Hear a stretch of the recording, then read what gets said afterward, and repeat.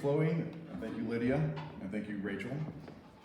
And that's Chloe and Rachel both are such great examples of our really successful, enriching Suzuki program here at the Music Settlement. It's the largest Suzuki program in Northeast Ohio. It's really robust.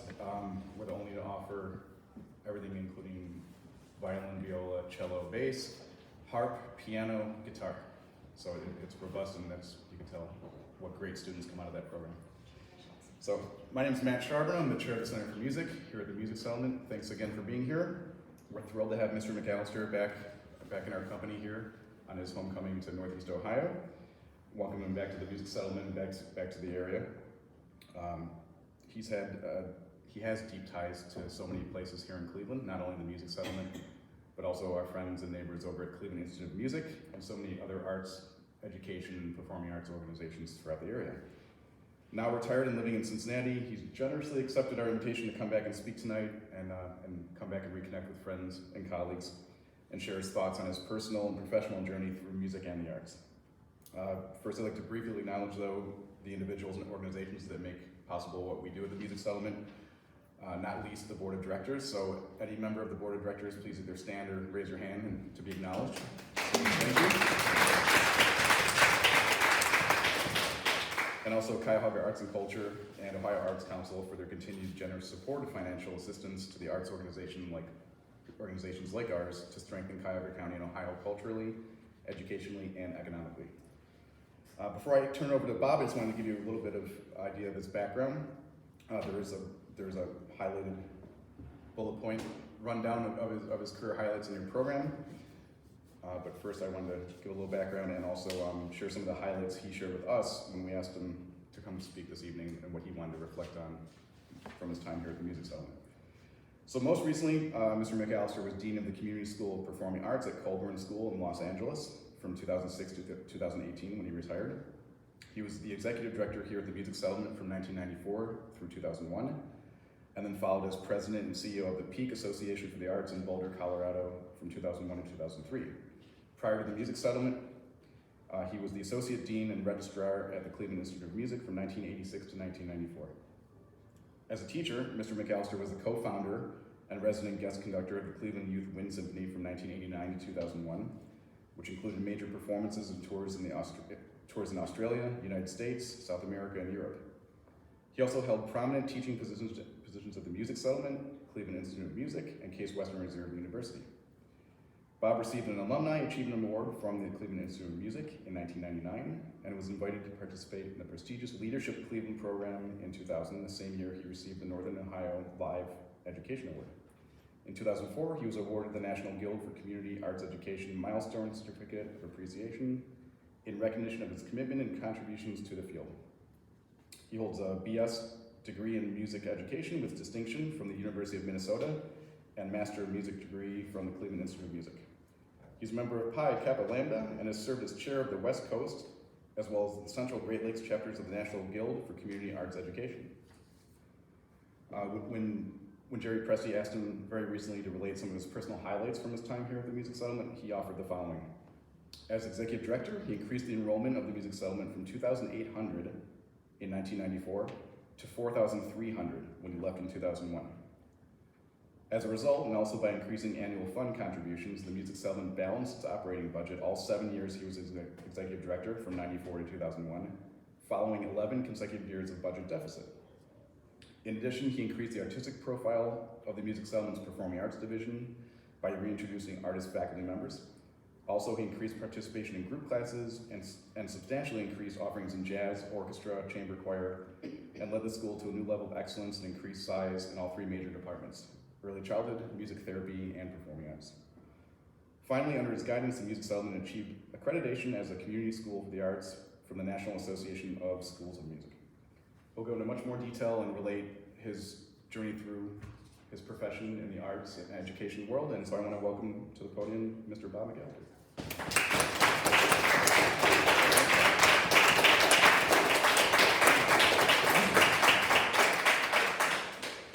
It's a real privilege returning to Cleveland and seeing so many old friends and colleagues.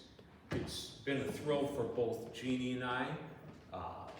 I've heard so many great things about University Circle and the arts institutions here, how well they're doing, even in the midst of COVID and the challenges we face. So hearing the great things that the settlement has done, what the Institute has done, Cleveland Orchestra, Case Western Reserve, I felt it was the right time to return. Plus, wanted to give a real level of support to Jerry Presti, who I think is doing a terrific job at the settlement. So when Matt asked me to come and speak, I thought there would be two apropos topics that were important to me. Having been an advisor all these years at the institutions I served, one prime topic is I've always tried to encourage students who study at the institutions I serve to keep your eyes and ears open to try to find opportunities that, and within the field of music, to develop your talents in other areas that may make you more employable and may serve you better. And my career, for instance, it's unique, and I guess I would call it unconventional. You know, and because I've served in a lot of different areas within the field, and ever since I can remember, I wanted to look at different opportunities and not try to be so streamlined in my expectations. And I think it served me well. And then the second part is to, outline for you what my vision of a community school is. And in thinking about it, it really is exactly the same at Colburn as it was at the settlement. And the other fact is that the different experiences that I've had really shape my vision of both institutions. So what I think would be helpful would be to go through my journey and some of the highlights that really triggered my interest in different fields. So going back to the early 60s, I began clarinet study and interest in playing clarinet. I'm sure some of you remember the Leonard Bernstein programs on TV in the early 60s. And it was a program that the New York Phil played that Stanley Drucker was principal clarinet playing Scheherazade. And I told my dad, I said, that's what I'm gonna play. This is so cool.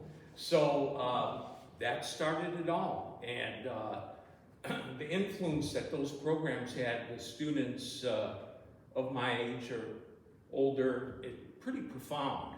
And so I started clarinet and I took to it immediately.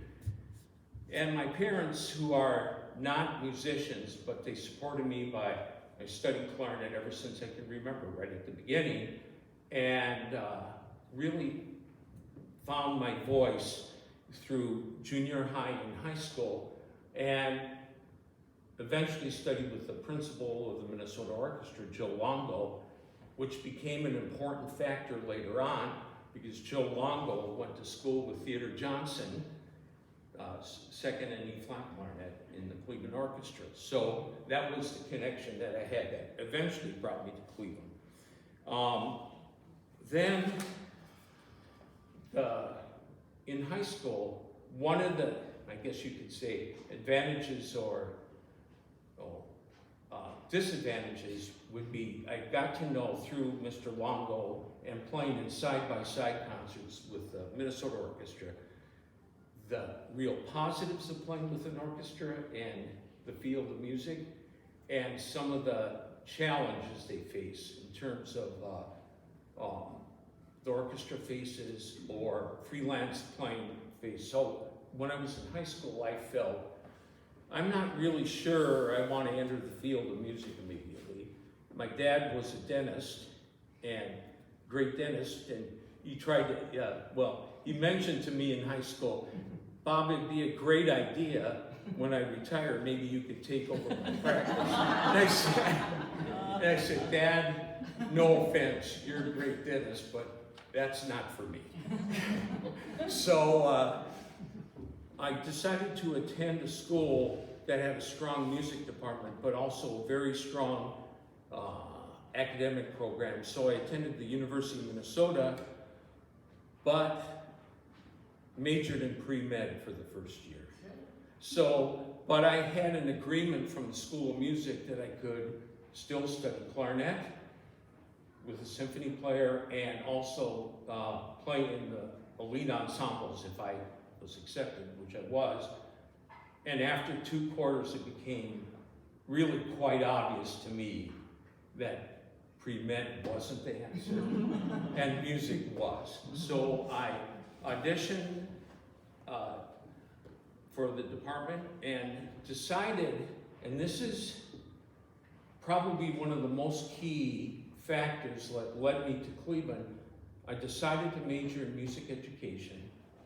I thought, just as a point of reference, I thought I could be a high school band director, but I really, when I looked at the course curriculum and I saw the people who were studying to be band directors in that state, I felt that the artistic expectations were too low.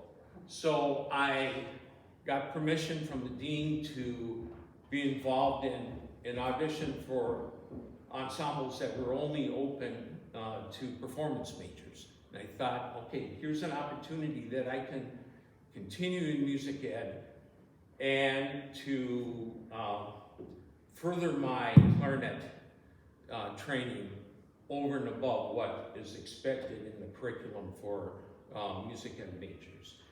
And there was a student, a grad student in Minnesota, his name is Al Batchelder, who's a trumpet player, a fabulous player, was a music ed major and a theory major, both with a bachelor's and master's degree. And at the end of my freshman year, Al decided he went off and was accepted to Eastman for a DMA program. So I thought, this is the trajectory that I'd like to follow in terms of, because when he was at Eastman, he not only received his DMA degree, he played in the Rochester Phil, principal trumpet for a couple of years, and then went on to be a full professor at Virginia Tech. So I thought, even though I didn't know Al that well, he had an influence on me. And so I decided to complete my degree, and I petitioned the dean at Minnesota to play senior recital. Well, recitals were not required for music ed majors, but I was determined to do it, and was granted the ability to do it. So I felt great about it. I felt that should I not be interested in being a high school band director for a number of years, I would have an opportunity to perhaps enter a conservatory.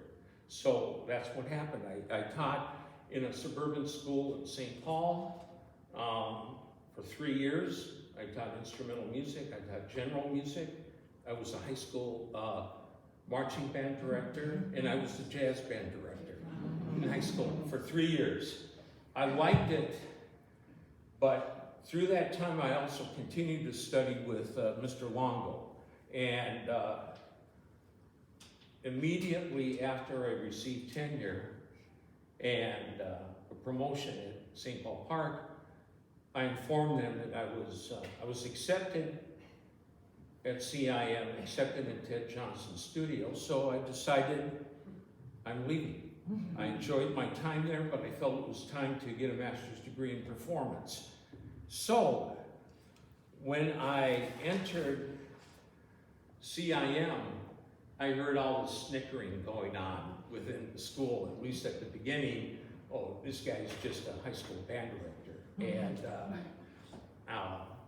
but I was fortunate enough to be placed as principal clarinet there at CIM. My first piece, my first work that I played in my first year grad school was Scheherazade.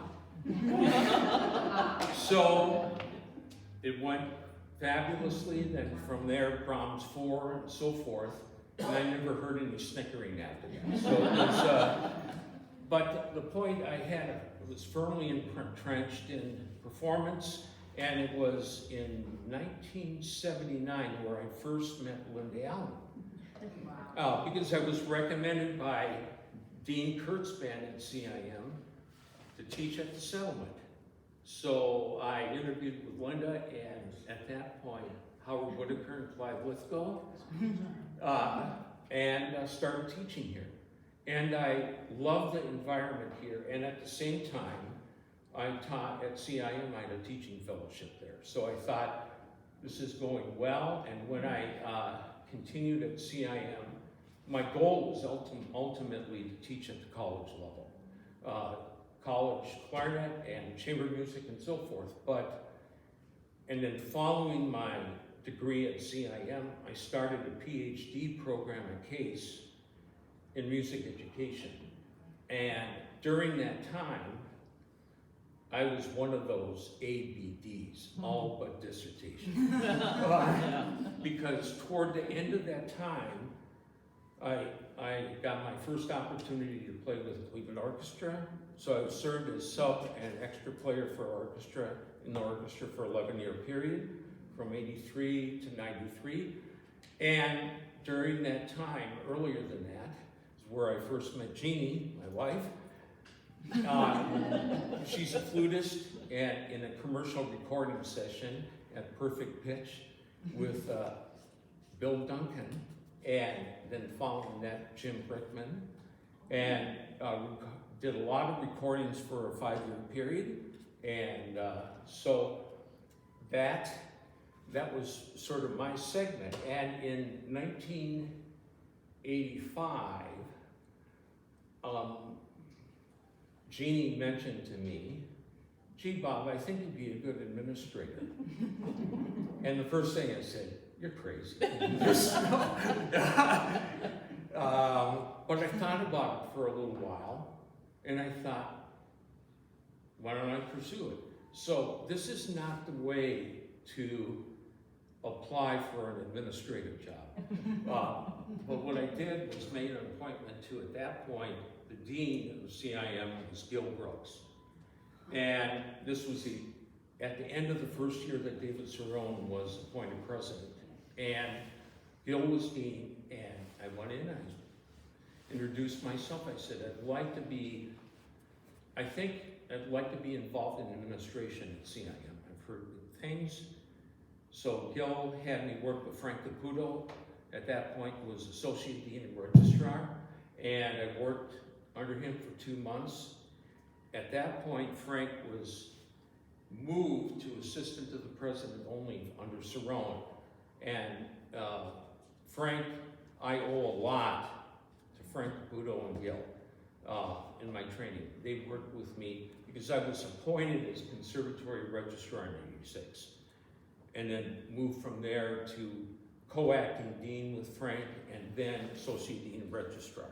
So I had quite a varied level of experience, and I owe the mentoring from Gil and Frank really taught me the ropes of administration at the conservatory level. At that point, in 2000, 2001, I then had an opportunity to be president of Peak Arts. Peak Arts in Boulder, Colorado was a collaboration, combined effort from the Boulder Philharmonic Orchestra, the Boulder Ballet, the professional ballet company, and a very small community school, the Peak Arts Academy. So I served there and got a taste of an organization that was extremely stressed financially, more so than the settlement. In the first year, Jerry, you'd be interested in this, I was charged with raising $350,000 of cash in 30 days. But we did it. We got it done. That was tough sledding. Then after the second year of being at Peak Arts, Both my parents were seriously ill, so unfortunately I had to resign because the workload would be too much. My parents had home health care, and my brother, who lives in Boise, Idaho, we traveled back and forth. So I taught in a very small public school, K through 12, Deer Trail, Colorado, for 3 years. But the superintendent and principal were very supportive of me leaving at any time.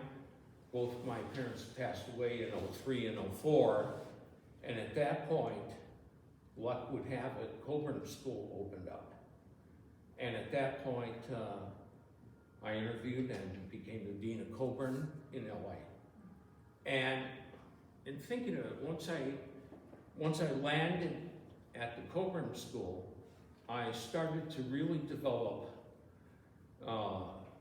and finalize what my vision of a community school is. So what I'd like to do at this point, and oh, by the way, I think that my experiences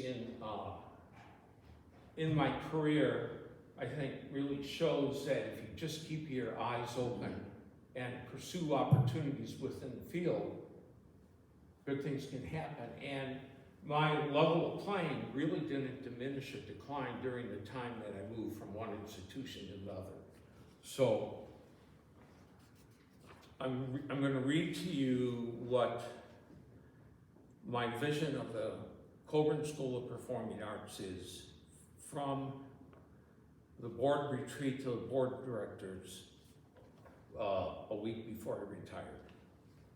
So, number one, I based my administration of the community school on 5 broad and distinct categories. Number one, increase enrollment. If you're an independent community school, enrollment increase is essential, particularly in group classes and ensemble.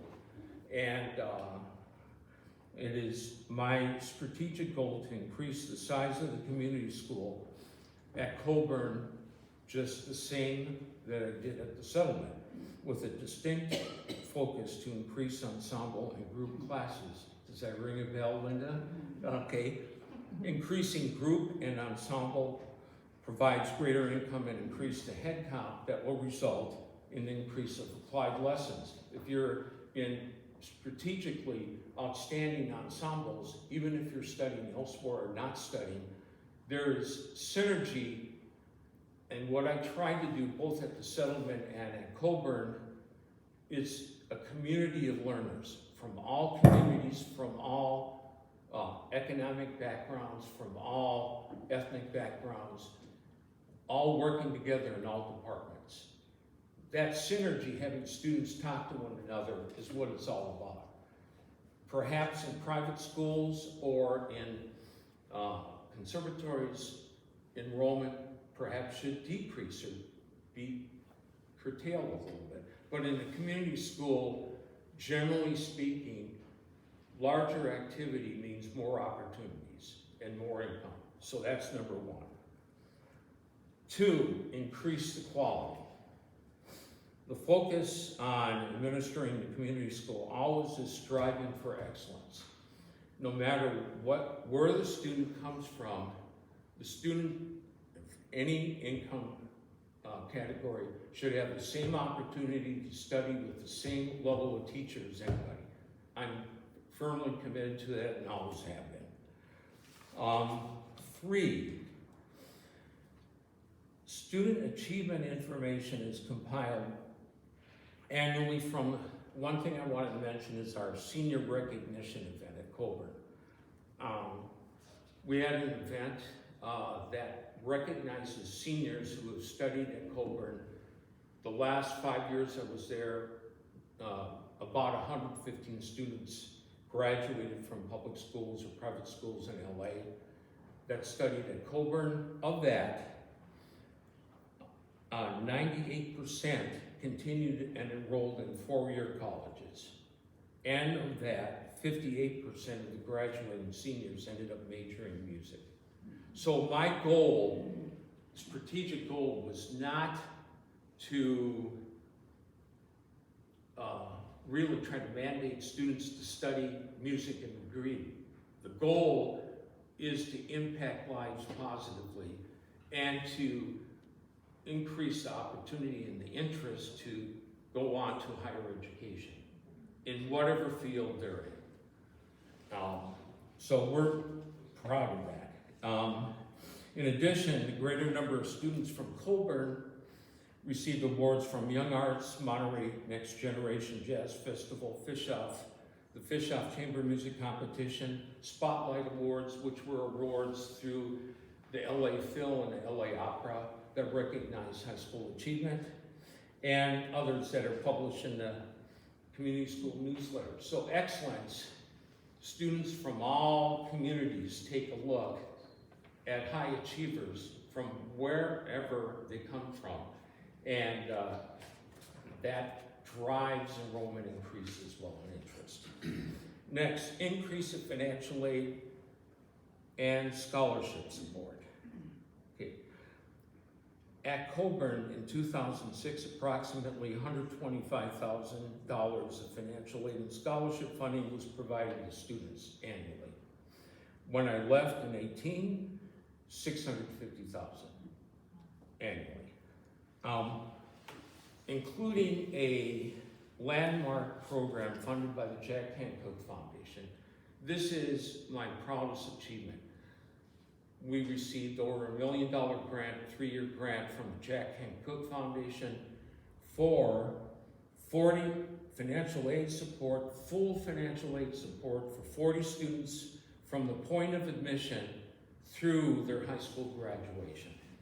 These families are of low income, documented low income, and students demonstrate an intermediate level of proficiency with high potential. So we're not looking for students that are playing advanced literature. We're looking at intermediate students who are eager to learn, that have strong parental support, and that's what we're looking for.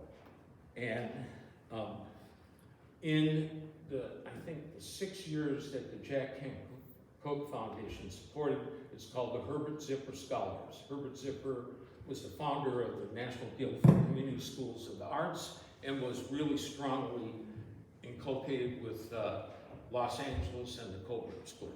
In fact, our main performance hall is Zipper Hall that was endowed. And after 3 years, Jack Hancock Foundation required that we fully endow the program. Well, we did when I retired, and the amount of money that was required to fund that particular program for 40 students was $10 million. So we completed that project when I retired. Then the next level, the fourth key ingredient, is a professionally run, financially stable, and vital community school. At the beginning of my term at Colburn, McKinsey & Company did a study of the entire school of Colburn. Well, one thing they found, and I knew this, is that Colburn was running deficits in the community school part of $550,000. So it took me about 3.5 years to get to the point of $550,000 to a balanced budget, and the last 8.5 years it balanced. But that doesn't happen without a strong staff and administration. The ED or the dean can't do it alone. You need a team of people that have expertise in the field and are committed to the mission of the institution. If that happens, great things can happen. Then, finally, the most difficult goal is to move all programs and departments within the community school toward being of equally high quality. Now, a lot of schools will say that every program and every small department is of equally high quality. Well, I haven't seen it yet. I'm always working to strive to it, but it's not there. Even, I think you would say probably Juilliard is the closest to having an equitably high quality program, but it's not complete. And that's what we try to work for. One of my proudest moments at Coburn was to develop a collaboration concert at the Alex Theater in Glendale. And that was a program of major repertoire for our youth orchestra, combined with our ballet advanced dancers, and combined with our choir, concert choir, which we were able to do. And that's the most popular concert within the community school at Coburn, that particular one. So that's my vision, and I think it's really the same at the settlement as it was at Coburn, but coming from different angles. Both institutions had various challenges at that time when I first entered, and you worked to, I thought, each and every day about those 5 basic goals. So that's what I have to offer. Are there any questions at all? Yes. Can you comment about, you mentioned improving quality of programs and this in the various institutions that you were in, struggling with the programmatic side of it, of really getting quality people, and the budget side, and how that worked in each, did it work the same in each organization, or how did you reconcile the two? The two institutions came from different angles there. At the settlement, it was almost overwhelmingly part-time. At Coburn, a third or almost 40% of the faculty were full-time. Now there's a problem with both. You need a balance of part-time and full-time faculty. If you have 40 full-time faculty and you're under-enrolled, guess what? You're running a huge deficit. So if you have a faculty of 100 at Coburn, the ideal number of full-time faculty I have discovered at the time I was there, with enrollment that I had all these qualifiers, somewhere around 20 full-time faculty, maybe 23 to 25, but no more than that. And then the number of part-time faculty, because in the community school, if you want really high-quality faculty, if you pigeonhole all those for just full-time, then you're limiting yourself to outstanding faculty who can only devote a certain amount of time to your institution. I remember, I'll mention this to Ella, I remember that we had a meeting with Neil Creaky. Neil Creaky couldn't teach here full-time, but we wanted Neil Creaky to be part of the settlement. Okay, so it depends. And the whole notion of artist faculty, I had Ted Johnson teach clarinet here, but he had 2 students at the settlement. But his name was attached to the school, and he taught a high-income student and a low-income student. But he's part of the settlement family. So, you have to sort of balance what the enrollment is in the department, what the expectations are at a certain point. And if you're building a department that is not yet maturely built, then getting artist faculty on that program immediately may not be the right move. You're building, you want to bring on really solid, strong, effective teachers at the elementary level. And then you build from there. So that's a little on the budget side. I'm thinking also like on retention and getting good people to stay, and with budget constraints, and were there ever programs that you knew you were going to take a loss on because you were building them and That's a trying good to point. make them great? That, at Coburn, it happened in the dance department. Our dance head, her name was Leslie Carruthers of Roma. She was a principal dancer at Jaffa. So she moved to LA, and she was our head. And we were under-enrolled. So we took a hit and a loss, but I knew she could build the program, and she brought on strong dance teachers at the lower level to build the ballet program, building the income, and then it can move from there.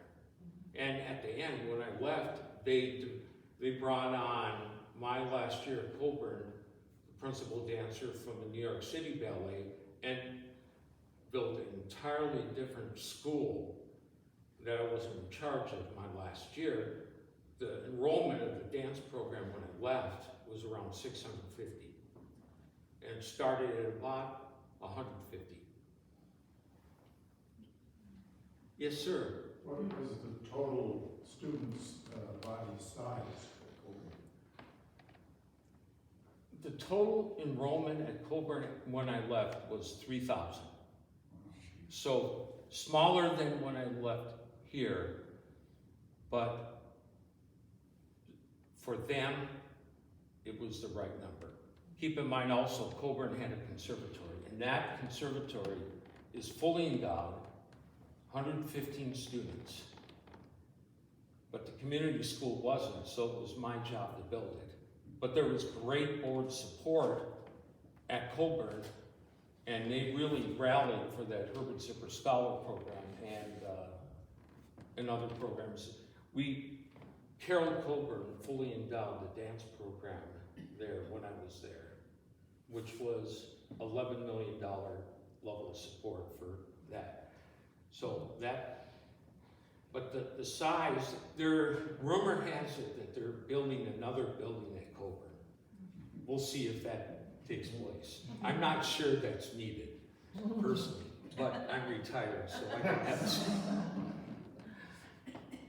Any other questions? Yes, Lynn? Bob, do you continue to play clarinet in ensembles and so forth? Do I play? Do you continue to play? I do not. When I moved to LA, I fully retired. In fact, Jeannie took my clarinets. I did. And your mouthpieces. Yeah. I don't have an And I instrument donated now. them to a music academy, You know, music school. Pretty much. Once I started at Colburn, it was really all-encompassing, the work, just like it was at the settlement. So I didn't have time.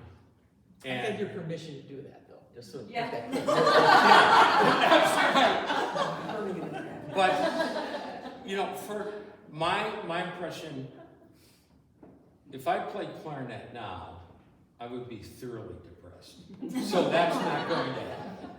But you have to practice, and I did play through my time at the Settlement and Institute. But once I landed in LA, no, I decided it was the right time to stop. So Yes. Bob, you're retired, and I know you're very busy doing consulting and other work, but would you, so I shared with you, Matt and I would like to start a creative aging program where seniors can come in and pick up that violin they haven't Yeah. touched in 20 years, and so. That clarinet they haven't For others, Or start. for others, it's a great idea. For me, that's. Well, I will say though, we did have an 80-year-old gentleman come in last year and begin clarinet. He wanted clarinet lessons for the first time. But do you think that's a good idea, not for you, but for others? Yeah, absolutely. In fact, when I was at the Institute, the endowed chair of the clarinet principal position, Frank Griesinger, I don't know, some of you may have heard the name. I taught Frank clarinet when I was at CIM, and Frank at the moment, he was 80 years old. And he enjoyed his time and playing clarinet. And no, it works for a lot of people. Yeah. The socialization. I enjoy listening to music. Yeah, okay. I just want to tell everybody, those of you who don't know Bob and Jeannie, Jeannie's a wonderful flutist, Thank you. and their daughter Lauren, who they're very proud of and should be, is an opera singer in Cincinnati, and just a beautifully talented family. Thanks. Really wonderful. It's yes, ma'am. Sorry, I just have one last question. I just have one last question for you Yeah. too. I think the music settlement understands the important duty that we have to, make sure that we're serving the diverse communities that are in Northeast Ohio and Cleveland. I didn't know if you had any kind of just experience on how we can best listen and make sure that we're understanding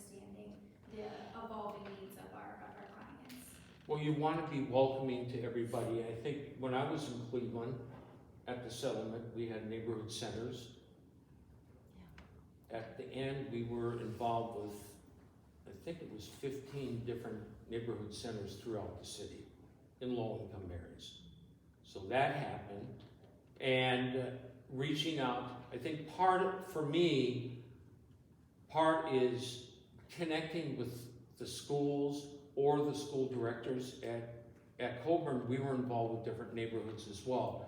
We had a program called Musical Encounters where we were in 15 different school districts. And then we brought in a director of community engagement that brought people in from all over LA for a variety of programs. So it's not just going out to the neighborhoods, it's bringing people to the campus, being involved with the campus and all the different activities that happen here. So that's really what I'm about, is bringing as many people to the quality programs you provide. You set the tone for us, Bob. The bar is high. No, it's really great to be back. I love my time at the settlement, and you'll see me again. You'll see Jeannie again. Okay, so thank you so much.